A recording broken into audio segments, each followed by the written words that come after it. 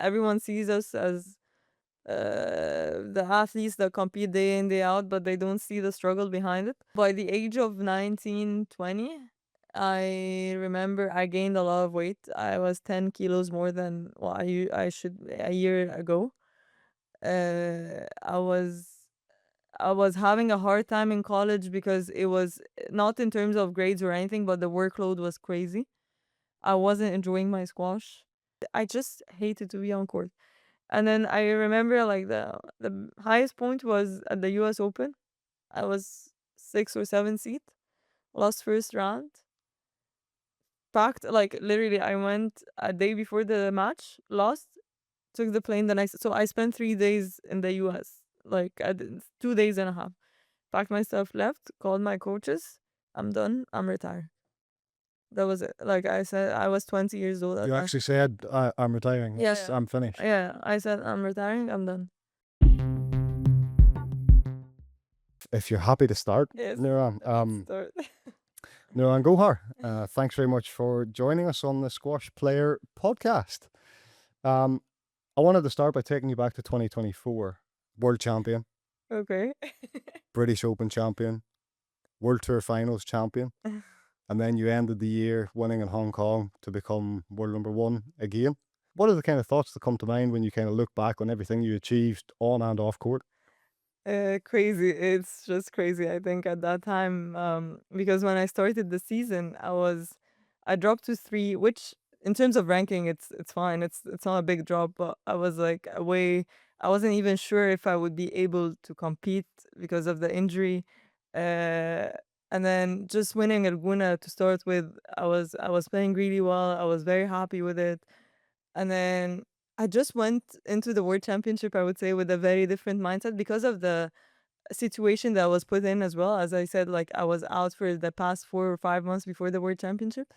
Whereas in the past years where I was seeded number 1 or 2, I was at least winning 3 platinum events, 4. So I was always like, there's a bit of spotlight on me during that time of the week of the World Championship. But I think exactly in 2024, like there was no spotlight whatsoever. It was like as if I'm a more of a dark horse to the event, and it actually went great for me in a way because I remember talking to my mental coach before the event, and he's like, "There's no way you're gonna win this year's World Championship. We're gonna work on you to win the next year's World Championship." And in a sense, it was the very first time for me to accept this, actually, to accept the fact I'm not gonna win this year's World Championship. And was that the mental coach? Is that I feel like that's something you added to your Yes, I team added. last year? I After losing in London in the semis, uh, which as a result it was fine. It wasn't like a catastrophe or anything. But I've never had a mental coach in my life, and I wasn't convinced of having one.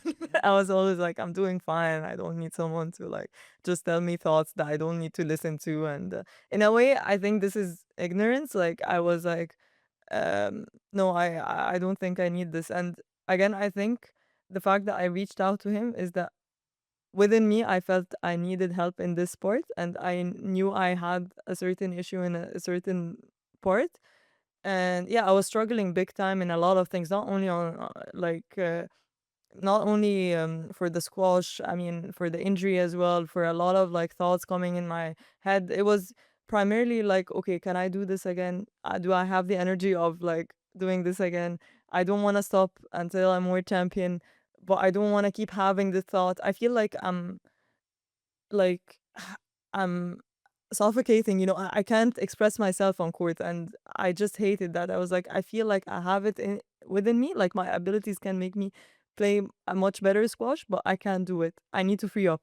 And what was that? Just the pressure that's in sort of the pressure putting I, on I yourself, or I think it was mainly the pressure, but again, I think there was a lot of things as well that I needed to understand. Because when you say pressure, it's a big term, it's like you just put on yourself pressure. Okay, so how can I take it off? And you can't just tell your mind, you need to trick your mind in a way. And obviously, you need an expert in that to like talk to you through it. And in general, I like to read books. I like the academic part of things. Like I like to understand. So for some athletes it might work, for others it might not. But the way I'm wired, I like knowledge in general, and I felt ignorant in this sense. And when I reached out to him, it was literally like I think 1 a.m. or something in Ramadan. And I was like, I'm coming back to Egypt tomorrow. I need to sit down and talk. I have a lot to talk about and I need help. That's what I said. Like, and I'm a person who never asks for help whatsoever. Like never. I was like, I need What? Why not? I don't know. Like growing up, I've always thought asking for help is showing weakness and I hate to be weak, but growing up and being more mature, I understood no, that's the strongest thing you can do when you're actually in trouble and you ask for help. That's you're being strong actually. But so I think the step itself of like going to him was a huge milestone for me. It was not only related to squash again, it was also related to homesickness that I didn't realize it was that. Yeah. I truly missed my family. Obviously, when I'm in the US, Ziad is there. It's great, but he's my only family there. And then most people know it. He's a professional fencer, so he travels a lot. I travel a lot, so it's always we're always away. So even in the US, I wasn't having now it's much, much better after I understood that I have a good setup that I'm comfortable with. I have friends that I like. I know how to enjoy my like it's home now. But at that time it wasn't home and I didn't understand that. And even with small things like winter, you get very depressed because I'm not used to that. There is no sun. I'm all about sun. Obviously, everyone knows the connection between me and my mom. Like we have a very strong bond, and just being away from her as well was very hard to me. So it was a lot of changes going on, and I needed to realize that these changes are affecting me. But then sometimes you don't realize and then you just go with it and then you're like, okay, why am I stressed? Because there is tons of things that are behind it that Well, I you guess don't see it. you're so caught up in the day to day. Exactly. I have this session, I've got the next Exactly. session. You don't really step back. Exactly. I guess that's where a mental coach is able to help you kind of pull you out of yourself Exactly. a bit. Exactly. And that's the thing. Because every single person that I was dealing with at that time as well was biased in a certain way. Either biased because they're against me or they're against what not me as a person but against what I'm thinking, or fully supportive. Like they're blindly supportive. Like they're like, you're the right one, you're not the. So when you go to a mental coach, he's not in the field like of squash or in my fam, he's not related to me. He's just from the, as you're saying, he's an outsider just seeing the whole picture. And then I was actually shocked because at a certain point I was telling him, and this happened to me, and this happened to me. I hate being victimized in general, but I was like, I reached a point where I was victimizing myself in certain things. And then he's like, no, you're wrong. And then I remember it shocked me that someone told me you're wrong. Because the other people in your In team, my team, they're always like, you're right, you're right, you're right, you're right. And then he's like, no, you're wrong. And then so it was either one of two things. I wouldn't accept that, or I just take it and I need to listen to him. And then this is how I'm a good listener in general, but I can get very stubborn as well in certain areas. And then he touched a certain area that I'm very stubborn in. And he said, you're wrong. And then I was like, it's either I fight with him or I say, okay, no, I need to take it. if you've spent most of your career with the team around you that sort of yes men, for better of a term, saying you're right, always agreeing with you, to actually accept that someone is countering that, Yes. do you think you'd have made that decision 3, 4 years No, ago? never. I wouldn't even realize that. I think I wouldn't even realize that this is a problem. I think, no, when I realized it is a problem, and I actually started to realize this when I got married, because me and my husband were very high achievers, very goal oriented. Yeah. We want to achieve things in a good way, with a different mindsets though. Like he's more laid back, flexible.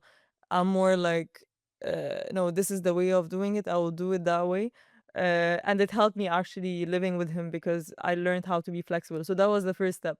So I feel like this balance, and we actually, funny enough, we were just talking about that. That funny enough how we both complemented each other is great because if I was with someone that is really like the same mentality that I have, I would never develop as a human being. Conflict. It would Yeah, just conflict, and I would never eventually develop as well as a human. I would never try to adapt because obviously because we're different in certain things, then you reach a point where we have to compensate, right? And compensation wasn't even a term in my dictionary, because people don't know this, but growing up when you play, especially an individual sport, and he plays an individual sport too, you're you're taught to be like, it's everything about you. It's everything about how you're performing. The coach is looking after you. Your parents are looking after. It's like, I remember even if I'm stressed, no, Neuron needs to be rested. Neuron needs. It's always about you. It's never about someone else. It's an incredibly selfish pursuit Exactly.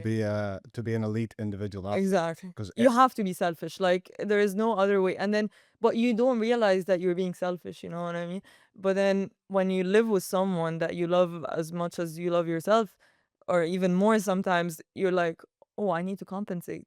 And then, but at the same time, you cannot lose yourself, because you need to have this to be able to achieve even more in the sport that you like. yeah, So I think we both learned that, okay, we need to compensate, but we also need to understand the needs of each other at a certain time. And then also something else I learned, it's not 50-50.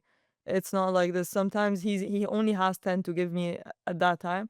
I need to give him the 90 right now, and the other way around. talk a bit more about Ziad because he is a professional athlete. He's an Olympic level fencer.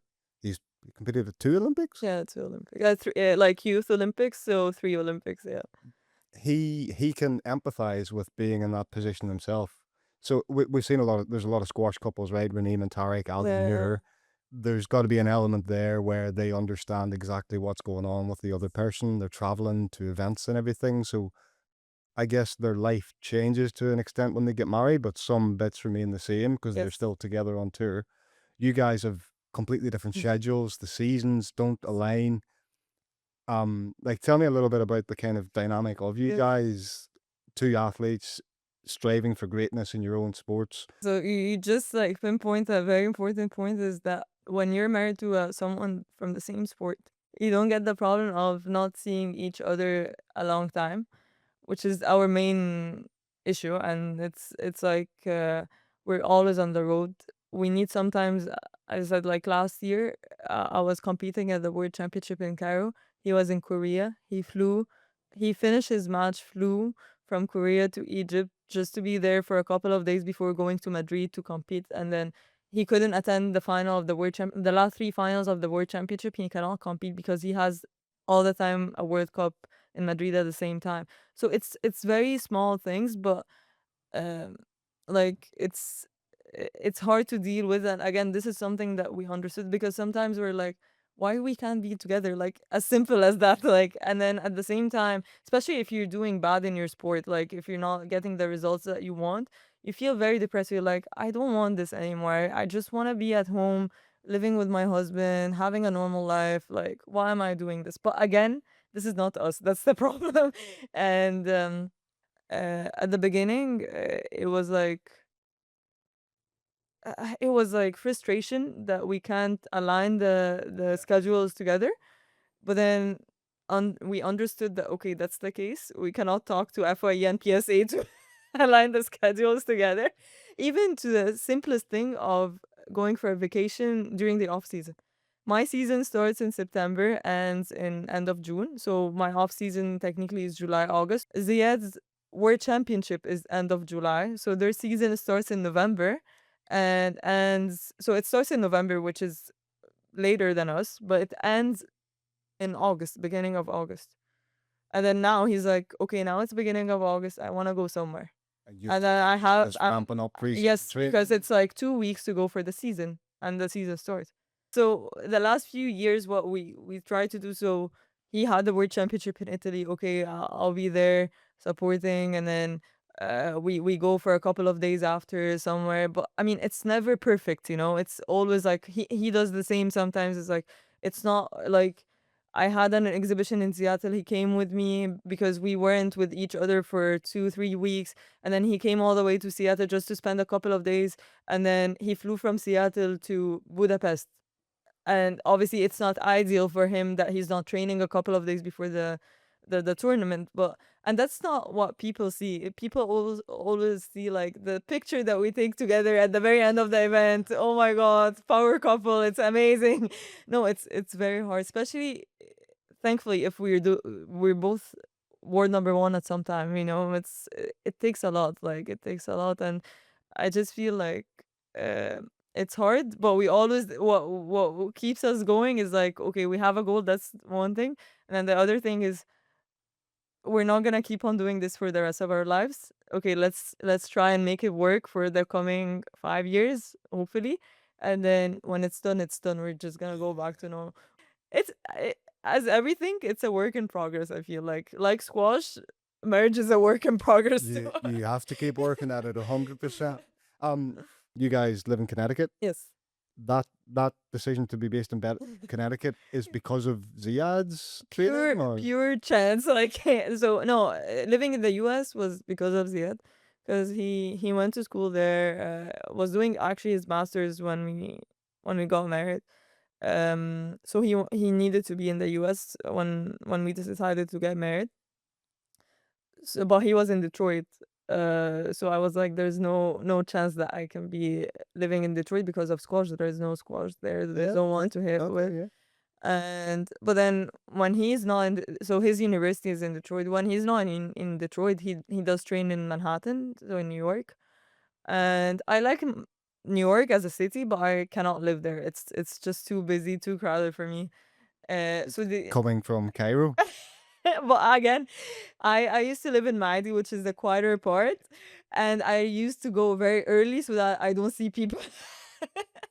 So it's not crowded. So I've always been a person that don't enjoy masses or don't enjoy crowd or like even in when I go out with friends, I like small groups, 3, 4 people. I don't like which whereas the other he loves having Okay. a whole village with us. Yeah, big family, get everybody 20 in. people like so yeah, so he trains in New York. I can hit in New York, obviously. Okay, what's the option then? Probably New Jersey. Okay, I had a couple of options like coaches there as well that I can train with, and then it was after the World Championship 2021. We were in Chicago. Yeah. Ziad was in Tokyo at the Olympics, and we had the British Open 2 weeks later, right? And Egypt was a red zone for England, so we couldn't fly out from Egypt to England. So it was either you go to another country or you stay in the US and you fly out from the US. And then Ziad just finished the Olympics in Tokyo, and I was actually chatting with Mohammed Shurwagi actually about okay, I'm gonna stay the coming 2 weeks in the US.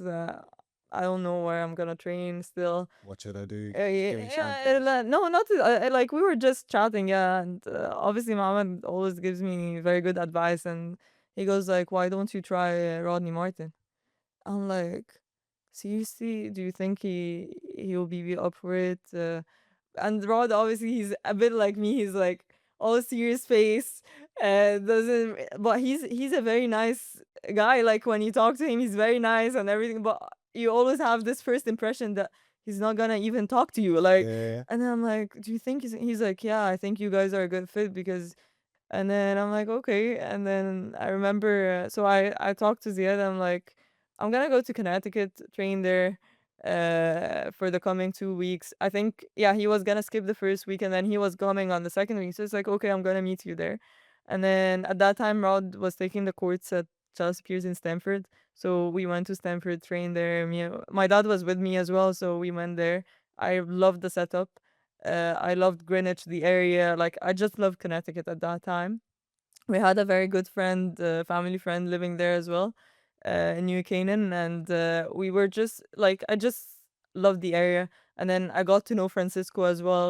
He's in Norwalk, so it was 20 minutes away. So I just found a perfect Francisco being your physio. my physio and physical trainer. Were you working with him before that No, championship? I actually knew him during that trip as well. Okay. So during that trip, I knew everyone like Rod, Francisco, the courts. I got to know that I've never been to Connecticut before, and then funny enough, the place where Rod was like coaching at Chelsea Piers was the exact same place where Ziad coaches now, the club that he works at was having the same like their facility was opened at the same place Okay. in the whole US. So it was pure coincidence. Coincidence? Chance? Chance, and they have different branches, but that was one of the branches where in was in Chelsea Piers. Cool. So we're like, okay, so Stanford it is. Was the decision to move to the US already kind of something you guys had agreed on after you got married? Before, Yeah. even before, like actually, I remember when he started dating, he actually he asked me, he's like, would you mind moving to the US?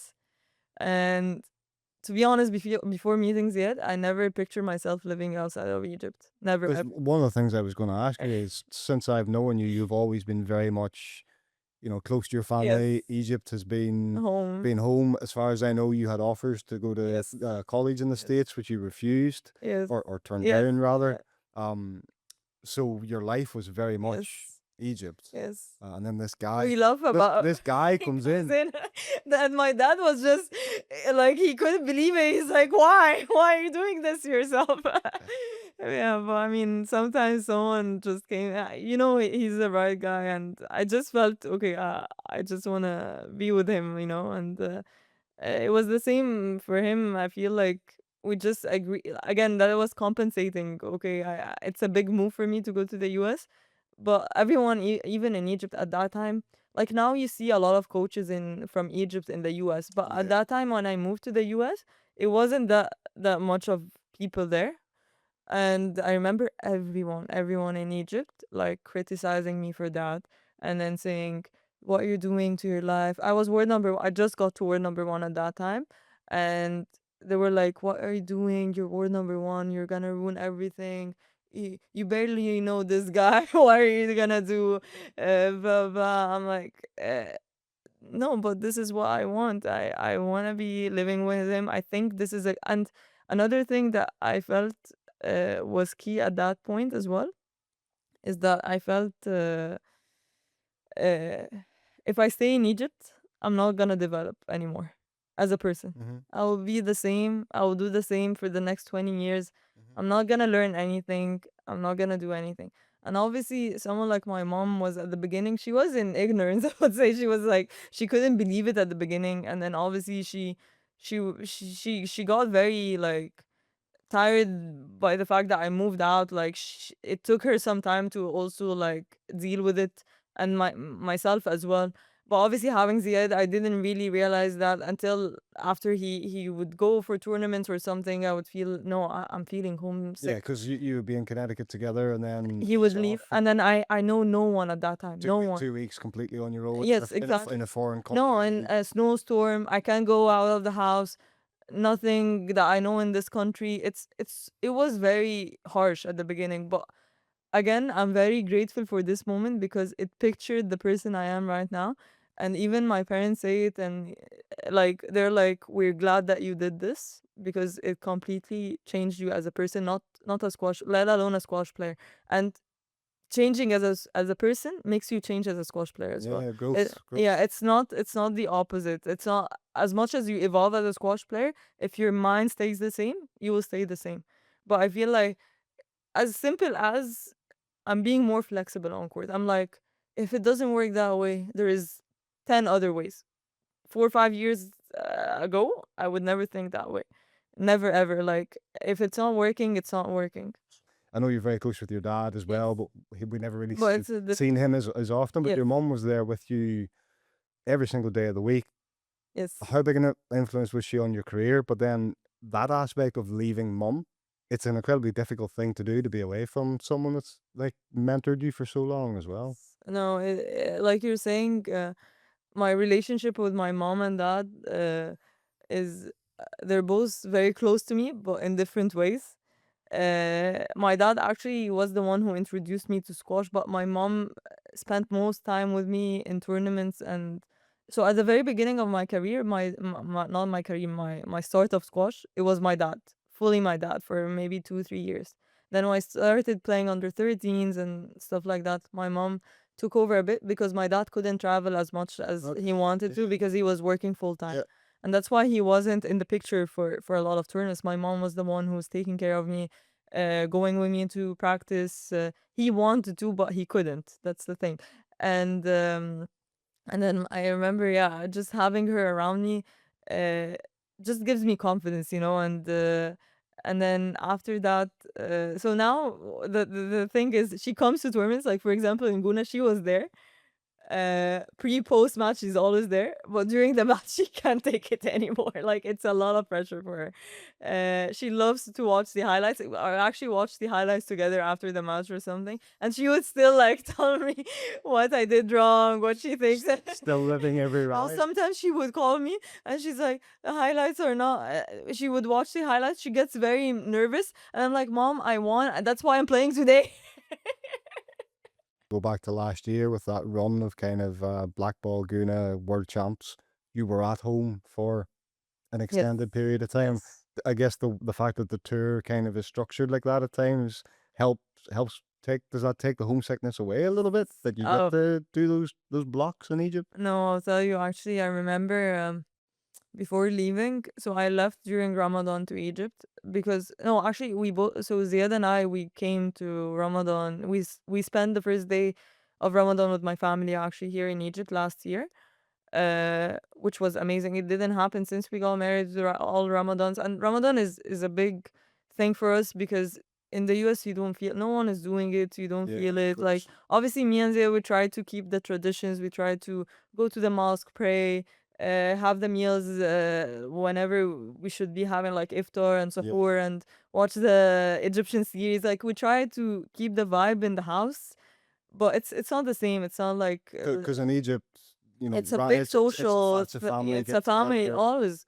It's like at least you have 20 people on the table when we eat together, and Yeah. it's not like this. It's only me and Zia. Well, we're only two, but then in Egypt it's not the same. And so our schedule worked well that we could spend the first day of Ramadan in Egypt, and we went there. And I think he went to Budapest a week after or something, and I stayed because I had London after that, and then I had the whole like Mhm. Egyptian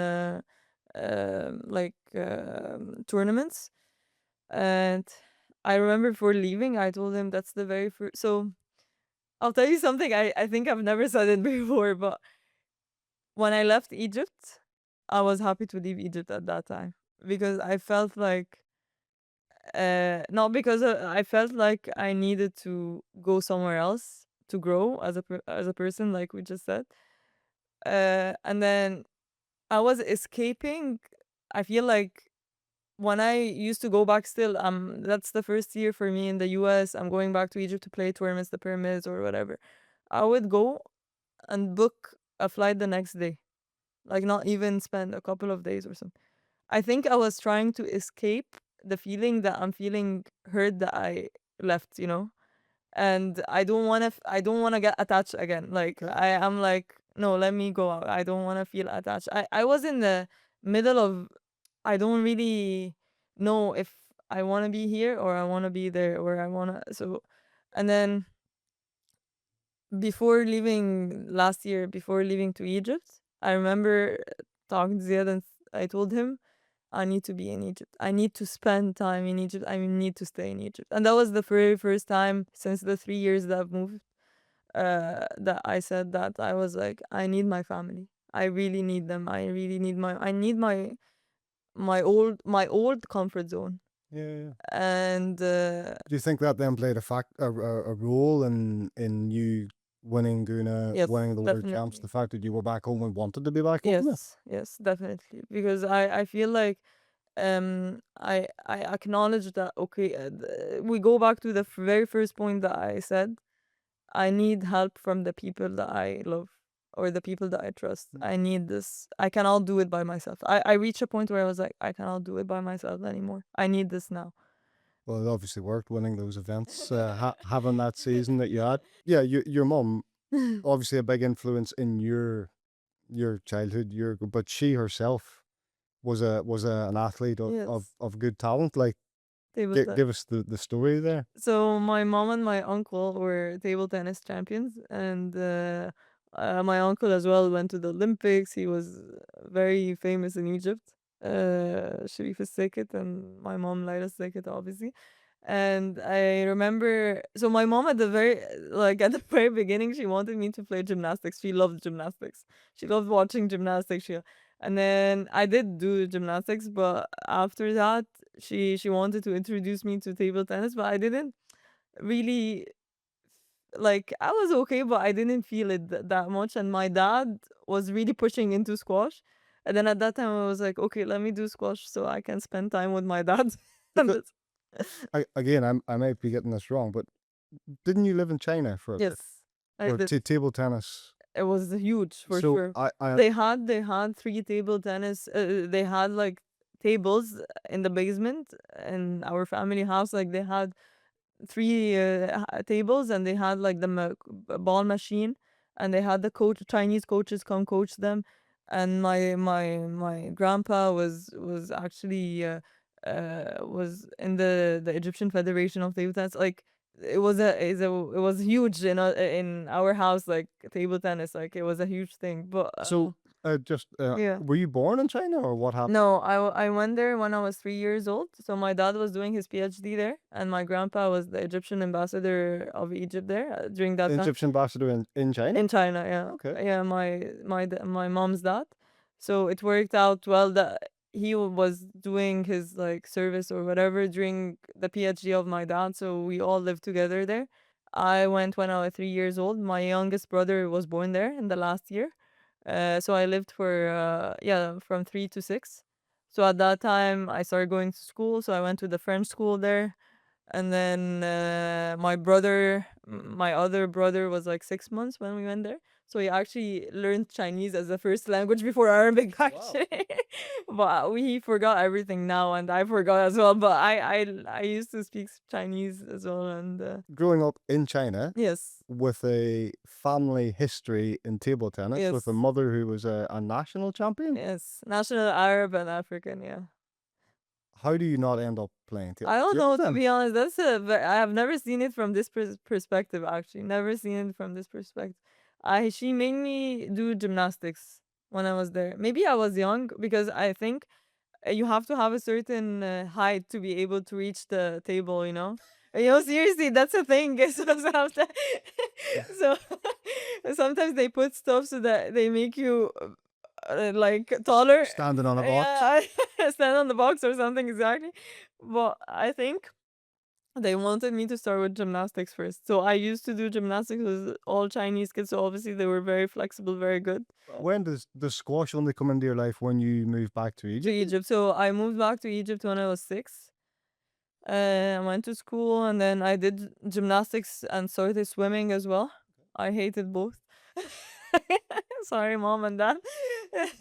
But we have something in the Egyptian culture. You have to make the kids start with gymnastics and swimming. They call it like the foundational sport, which is true. I'm Well, I not mean, saying your body awareness, your exactly. strength. I mean, it makes perfect sense Exactly. as But as a sport, you don't enjoy it that much. That's what I'm saying. So I didn't see myself as being a gymnast or being a swimmer. I didn't. It was more like I have to do it. It's like going to school. It's same thing. Like I did a lot of other sports. Like I did ballet.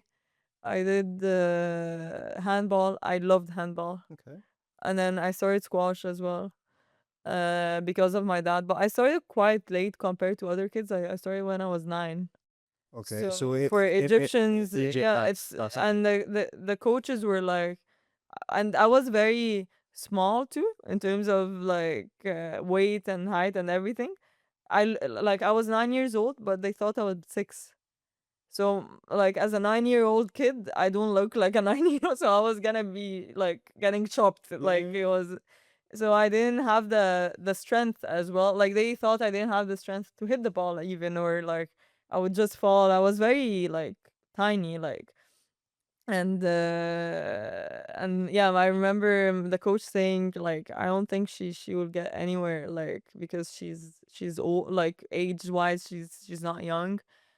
Body composition she's not great, like she's weak.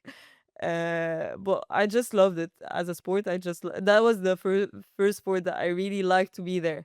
And I remember just spending hours and hours on court, like just trying to hit the ball on the wall.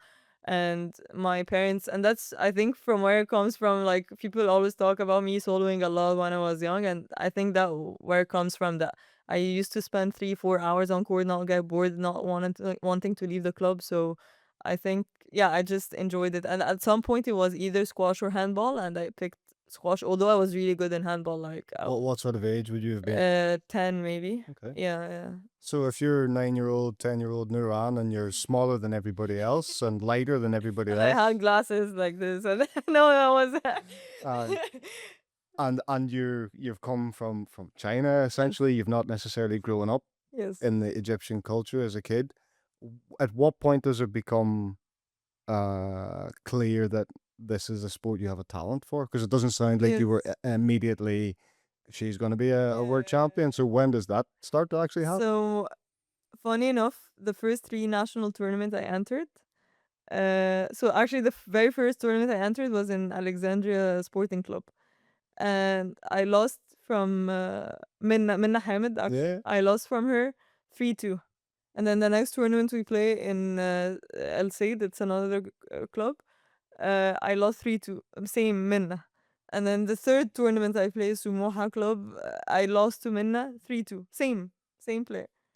And I was so bad at losing. I was like, I couldn't accept it. I was like, and then because I wasn't taking the losses well, my coach decided to make me not enter competitions, like just train. And like for 6 months, he just made me. So that was when I was maybe 9.5 or something. Okay. And then I didn't play until I was 10, under 11s, and then I got back. So actually, people joke about it because when I started, as I said, I was tiny, small, with glasses, losing first round. Blah, blah. So they always say, okay, she was this girl, and then she went. I took 6 months off, like not playing tournaments, just training, training, training, and then I went back, winning everything.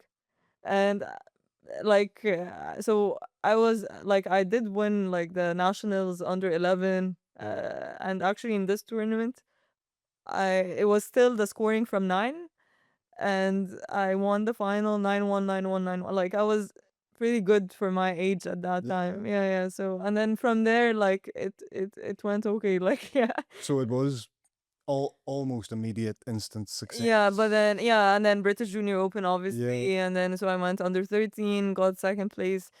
And then from there, I started to like, it was a very strong age, actually. Like, it was Salma, Mariam, Yathrib. We had many good other good players. And then after that, Habiba came. Yeah. So we were like a good 5 6 players that were competing over like British Junior Opens or World Juniors. And Because I mean, around this time is when you then obviously go on, you win the World Juniors a couple of so, yeah, times. so I won the World Juniors the first time when I was 17. So I reached the final when I was 16, first time, but lost to Habiba in the Yeah. final in Namibia.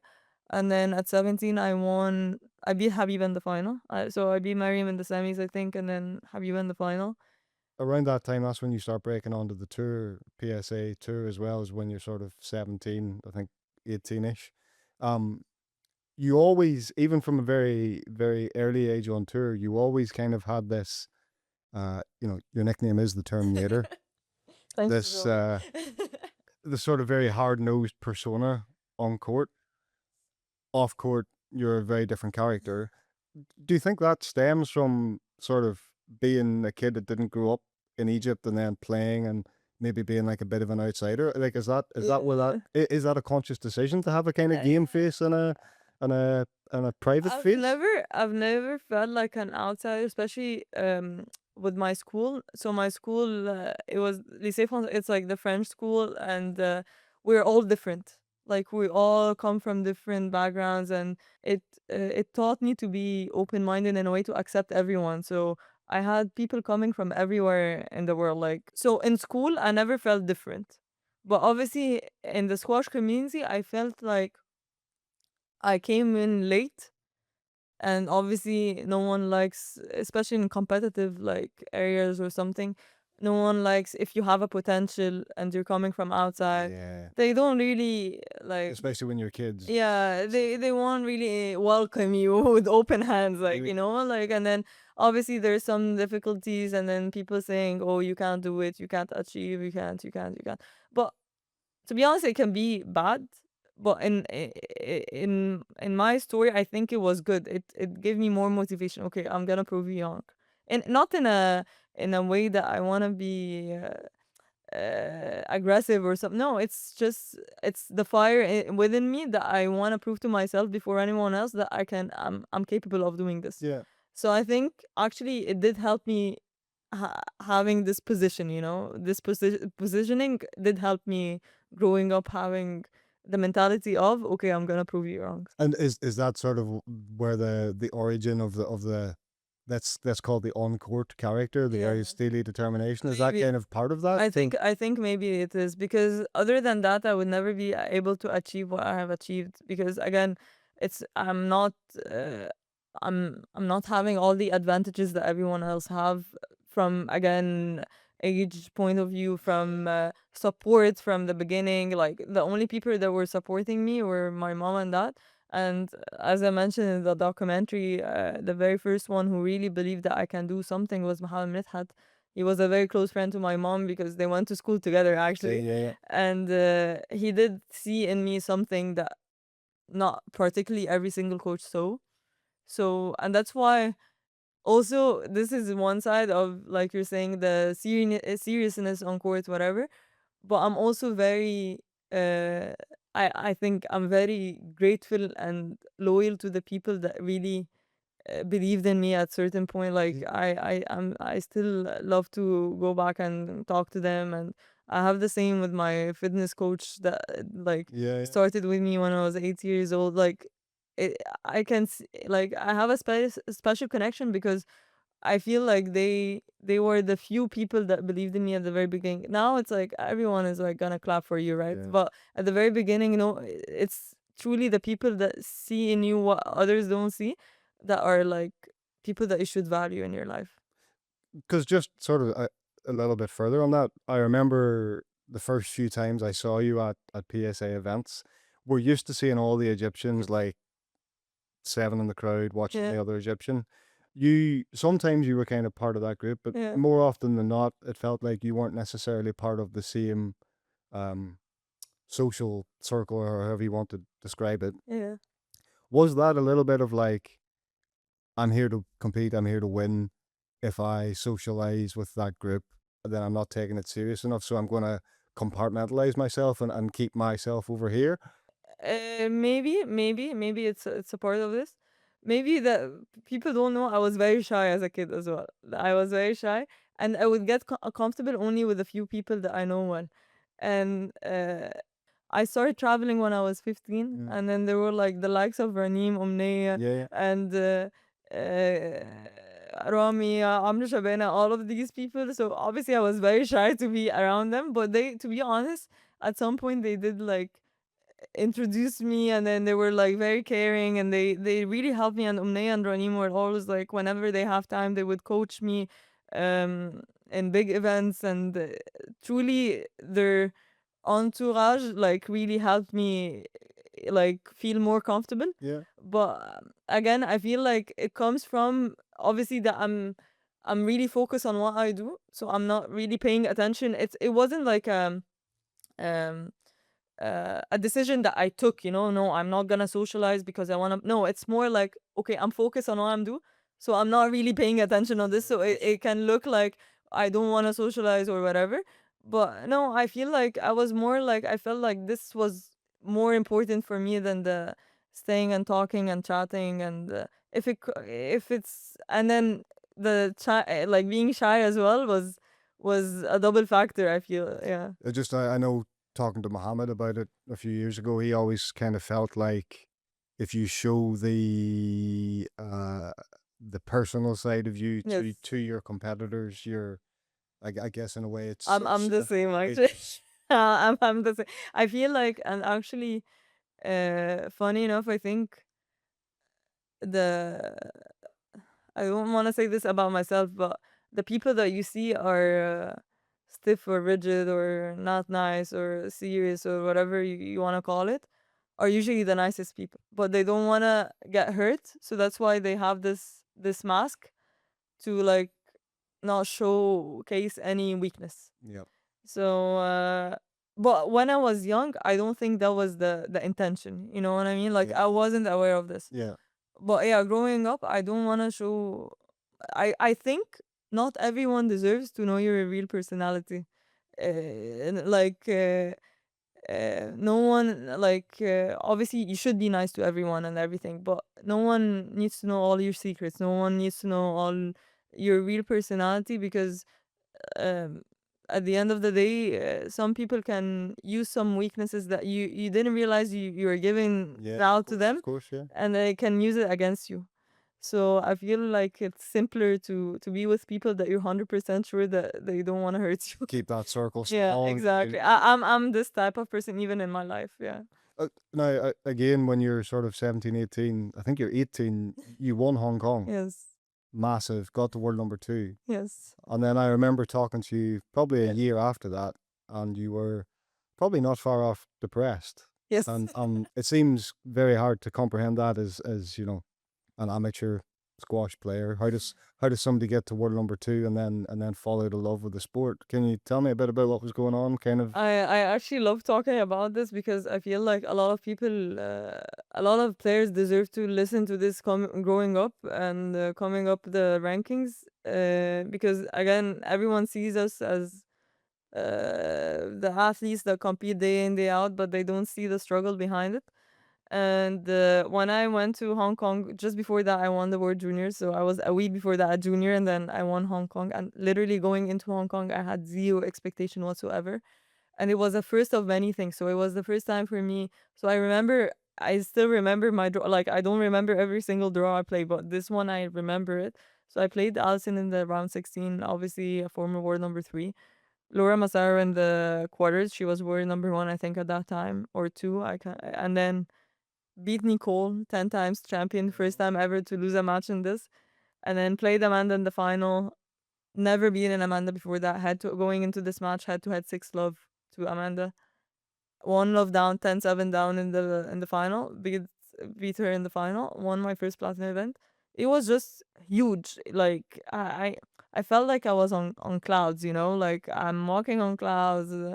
And then I broke into the top 10 to top 2. I was world number 5 at that time, I think, but I went to top 2 Yeah. by the beginning of the year. So that was in August, and then 4 months later I was world number 2. And that's when I decided I want to go to college. That when you were talking earlier about the sort of gap year that you'd had where it was Yes. just squashed. No, so sorry. That was actually no. I went to college the year before that. So I was already in college. And then by the beginning of the year, I was in my 3rd semester. Like I finished 3 semesters, and that was going into the 4th semester. So engineering in Egypt, we study for 10 semesters, 5 years. And and then and then I got a really a bad back injury. Started to lose in quarters instead of losing in finals or whatever, depending on the ranking. And that was still okay. But by the age of 19, 20, I remember I gained a lot of weight. I was 10 kilos more than what I should a year ago. I was having a hard time in college because it was not in terms of grades or anything, but the workload was crazy. I wasn't enjoying my squash. I was just in a loop of everything going bad. And then the problem with me as well is like I can't like if it's like if squash is going bad, then everything is going bad, or if study is going bad, everything is going. I couldn't like differentiate. Yeah, yeah, at that time. And I think what was affecting me more than anything was squash, because I felt I wasn't playing well. I hated the way I looked at that time. I couldn't move properly on court. Because of the weight that you'd put on. Because of the injury, so I couldn't train Yeah. with the same intensity I want to train with. Yeah. So I gained weight. So it was a loop, like I can't a non-stop loop that I got into it. And I remember in summer I went to France to like train with a physical trainer there that at that time Greg Marsh trains with. And I went with a foot injury, and I trained super hard. I was in the gym like for 4 hours every day, blah blah. And then I ended it because I was pushing myself and stuff, and then my back. I injured my back at the end, so I felt like I'm trying so hard, yet it's all working. Why is this happening? And I hated being on court. I remember just a few months before that, I reached like the World 2 finals. I was still managing to be world number 8, so I did qualify for the World 2 finals. And then when you think about it as a world number 8, it's not bad. It's not like a disaster, but for me, it was a disaster. And I Where you'd been 12 months from before the exactly fall to, off, yeah. and then I remember anyone who qualifies to the World 2 finals, they're happy to go and play, right? I remember going on the flight. I'm like, I don't want to be there. I want to find any excuse and leave. I don't want to be there. I just hated to be on court. And then I remember like the highest point was at the US Open. I was 6 or 7 seat, lost first round, packed. Like literally, I went a day before the match, lost, took the plane the next. So I spent 3 days in the US, like 2 days and a half. Packed my stuff, left, called my coaches. I'm done. I'm retired. That was it. Like I said, I was 20 years old at You that. actually said, I'm retiring. Yeah, I'm finished. yeah. I said I'm retiring. I'm done. On the flight, like I remember before taking off the flight, I'm like I'm done. And then when I came back, they talked to me. They're like, okay, listen, we're not gonna compete. We're not gonna do anything. Just play for yourself. Like you love like waking up early. I love the routine of like Yeah, because waking up. at tournaments, normally when we look at the practice schedule sheet, the first slot at 8 a.m. does tend to be you. 8 a.m. is late now. Usually now it's 7. No, I love mornings in general, and the more, and thankfully Ziad is the same too. So You must even be the only two Egyptian. actually he wasn't that much, but he's like, I thought I was an early person, a more early morning person, but you're even earlier. Less marriage compromise is what. No, like I like to start my day very early, so they're like, okay, you like to like wake up early, go run, go practice, play a bit of squash, and then go to class. You're gonna and shower, and then have a good coffee. Like they took it from this side, and then you go to classes, and then you finish. You want to do another session, do it. You don't want to do it, go study. That's fine. So I actually decreased my load big time. I was only practicing once in the morning, waking up early. I go do my squash session. Maybe I can go for a run with my friends in at college. In the track, we run for 30 minutes or something in the afternoon after we finish. And that's it. So I started to breathe like, oh, I can enjoy my life. Yeah, Like my life is yeah. not that bad. Like it's not only about winning, winning, and no one was doing this to me. I was doing this to myself, you know. And I remember, thankfully, we didn't have any tournaments coming up for like maybe 2 3 months. And the first tournament coming up was Hong Kong.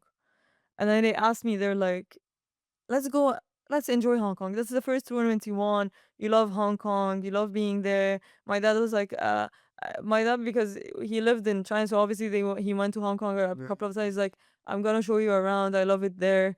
Okay, let's go.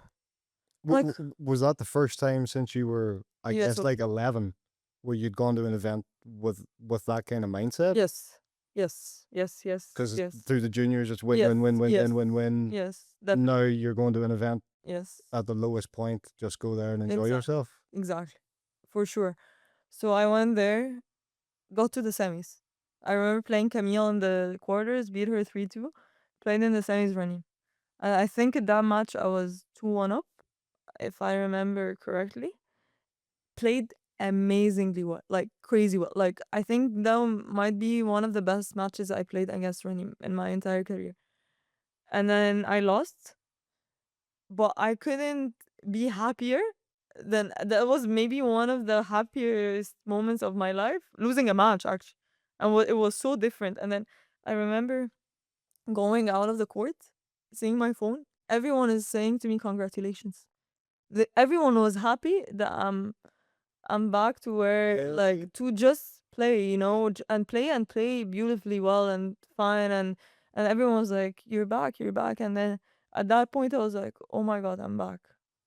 But it's again, it's a perspective, right? Yeah. You change your perspective, you change your way of thinking, it makes 180-degree difference in how you see things. So I don't know, like, and then since then I started, okay, now I want to enjoy it more. Now I want to do this, I want to do that. And then by the end of the season, I didn't do like crazy uh, results, but by the end of the year in June, I won my first British Open. And I had a bad like injury at that time and everything, but because I and actually at the British Open, I went with the same mindset. I had a lot of exams, I had final exams and stuff. So I was really like having a hard time in college, but then I got 5 straight A's, won the British Open, because I also learned how to no, but I learned how to differentiate. Okay, now you cannot do both at the same. You need to focus on your Yeah, studies. okay, yeah. Squash, it's you're not gonna forget how to hit a ball. But I always used to stress out about, oh, I'm not training enough. I'm not doing this enough. I'm not. It's not like that. Like, okay, now it's the time to focus on. You're done with studying. Okay, you're gonna focus on squash now, and I feel like the way, because I always have the intensity. Like it's not gonna go away. Like I always gonna train with intensity. It's not like Mm. I'm gonna go there and not train with it. But it's how to manage the load and not being always like stress, stress, stress, stress. Yeah. This is something that I learned at that time. And I think I remember you saying something about playing for Egypt around that time as well. Was it the World Teams in 19 in China? So I just want to give you a perspective of how different it was. Yeah. So in 2016, I'm only 18 years old, very excited kid, going in the final one of that. mm, Brought back the match, won on, then we won, thankfully. And it was great. I was enjoying my time. Everything is going great. 2018, I'm number 4 in the team. Uh, Hating my life, hating my squash, hating everything. I don't want to be there. I remember talking to Amr before going, Shabana. I told him, I was like, listen, like, I don't think I'm in any mental state, nor squash wise, nor anything Yeah. to be in the team's event next. So we had the China Open a week before going to the team's event. And I played so bad, like in terms of squash, not the result, but squash wise, I was so bad. And I called him. I was like, "Listen, I'm not in the good mindset. Like, I don't think I would benefit the team whatsoever. So pick the one after me. Like, just let me go." Yeah. And then he's like, "No, you should come." And because in you dream of being playing teams event, right? Like that's the but I was so like I felt like I didn't deserve to be there, you know. And he's like, no, just come, even if you're just gonna cheer for your teammates. That's enough. I want you to be there, and just come. And I remember playing one of the pool matches we're playing was, I can't remember, I think Australia. And I'm not, with all due respect to everyone, but I'm playing number 4 in the team, so I'm playing 3 on that day. So I mean, it's not a tough match or anything. I hated my time on court. I didn't want to be on court, and then I didn't play quarters. I didn't play semis, and then on semis day in the evening, he said, "Okay, Nouran, you're gonna play." I'm like, "Play what?" And who I'm playing now? Allison again. If I'm playing 3, I'm playing. Yeah. And the last 2 times I play Allison, I lost to her 3 love. So, nor I'm not playing any good squash. Mentally, I'm not anywhere near playing a match like this. And I'm losing to this opponent 2 times in a row before going into this match. I have zero confidence. So, what are you talking about? But I just felt someone had confidence in me more than I had in myself. And he told me, I'm sure you're gonna do it. And I'm like, there is no way on earth I can do this. And then I go into this match. I'm playing first match. So I go into this match. Adrenaline is like kicking. 2 love up. Crazy, couldn't believe it. Lost 2 games. And then in the fifth, I'm like shaking. I'm literally shaking. And then I win. And that was the first time ever. No one saw me. Like we celebrated, blah blah blah. I went backstage in like a dark corridor and started crying like crazy, like a baby, like crying. Like I never cried in my entire at that time. I never cried in my entire life when I won a match. Never ever. And I felt at that time, okay, like maybe I still have it in me. Maybe I deserve another chance because the thoughts of like retiring and stuff were there already. Yeah. But then at that time I was like, okay, I did it, I still have it. And then I went to US Open and lost, and then that's why I said no, I'm done. And then when I changed the perspective, then I could come back. And because again, it wasn't, I feel like, but again, this is maturity, you cannot teach it, like I was always results oriented. Happiness depends on results. Okay. And it's not You like, you always it was always Nouran Gohar, the squash player, yes, not Nouran Gohar. yeah, not Nouran Gohar at all. And it's not also about performance. No, I never, like, obviously I cared, but I cared more, to be honest, I cared more about the result. I don't care. I want to be winning at the end.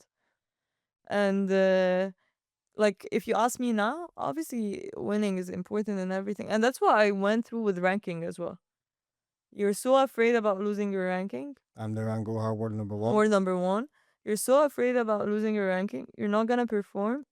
You're gonna lose your ranking eventually, and you're not gonna enjoy it. You're not gonna enjoy 1 second of it. And again, that's where now, like, obviously I think I changed my perspective different times and different stages, and that's what people don't get it. It's You're never the same player as you were 2 years ago, as you were 10 years ago, as you were, like, if you are the same, you're not gonna make it to the end. Yeah, yeah. If you keep on being the same, everyone is gonna surpass you.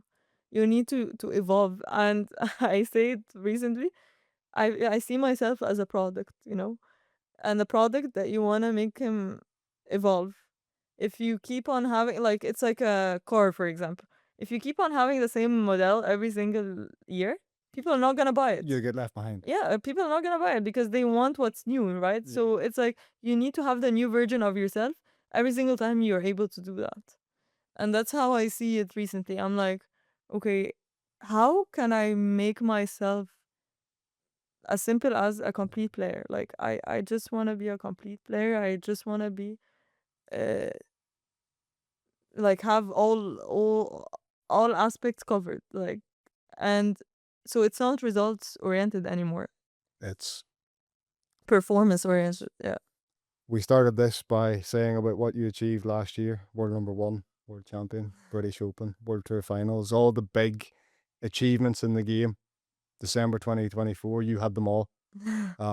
What's next? How do you reset to then move forward again? If you've always striving for something, you always have a goal, then you're always improving and developing.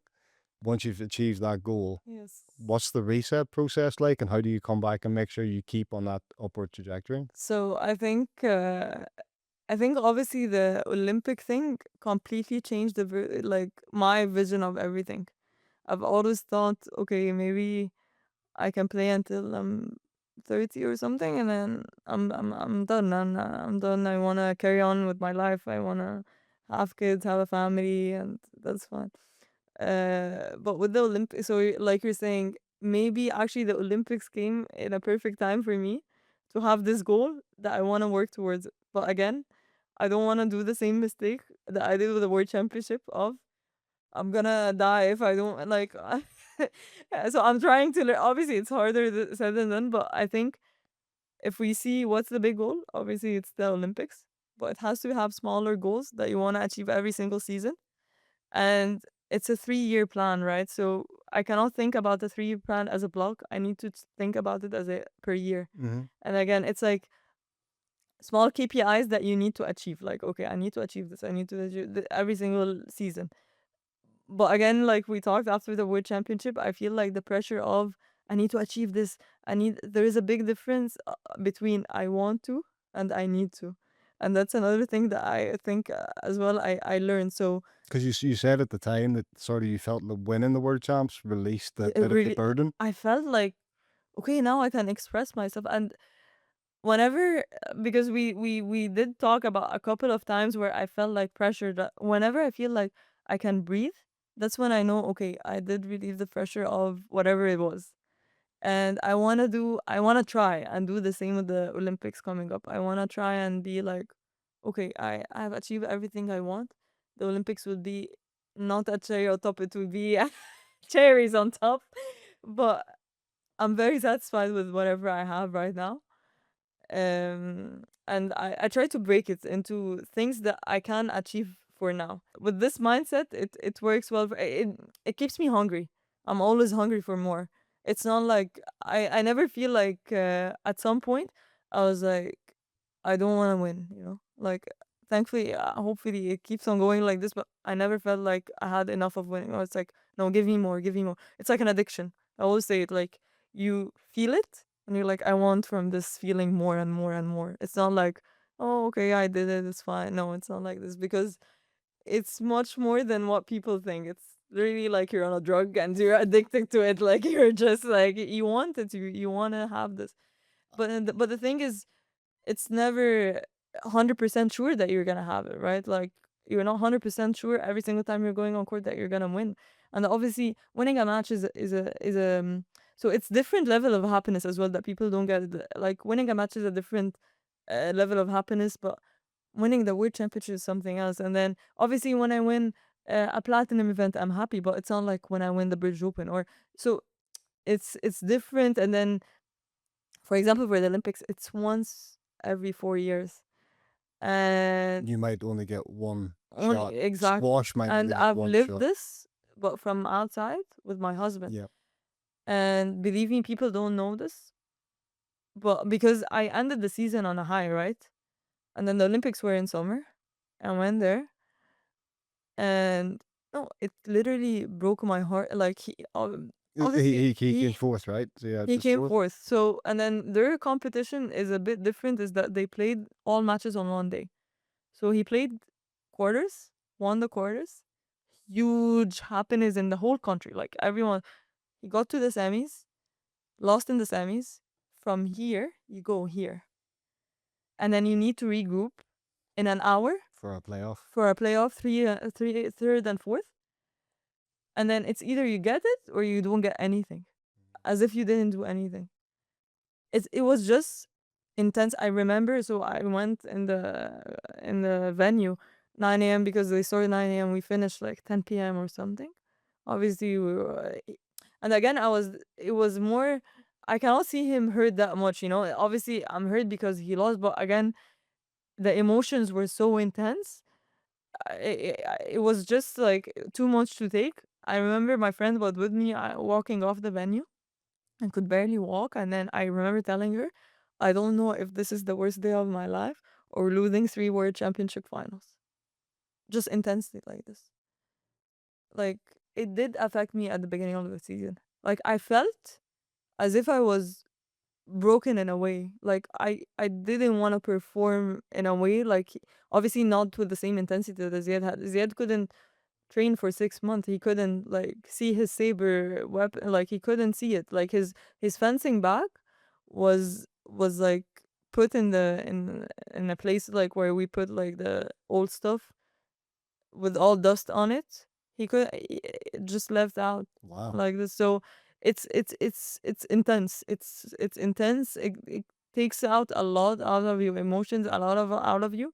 But you need to learn how to deal with it in a way because it's there. And living this moment with him, I don't want us to live it back again with the same intensity. Obviously, we're gonna do everything to try and achieve the goal that we want to achieve. Which is to both win Hopefully, yeah. in Well, LA. yeah. Yeah. But again, imagine this was with only one person. How would it be if, God forbids, but with two people? It would be just hard to do. But again, I think it was very beneficial for me to see this, to experience this, to try and work it around for both of us for the next one, hopefully. That's the goal. That's the goal. Man and wife, gold medal winners. Hopefully. LA, you'd be the first Egyptian couple. I think I don't know, but I think at least in different sports, I think. That's a very, very noble goal, Nouran. Want to wish you all the best on that journey Thank you, and Lee. over the next couple of seasons. And thanks very much for giving us your time today. Thank you for having me.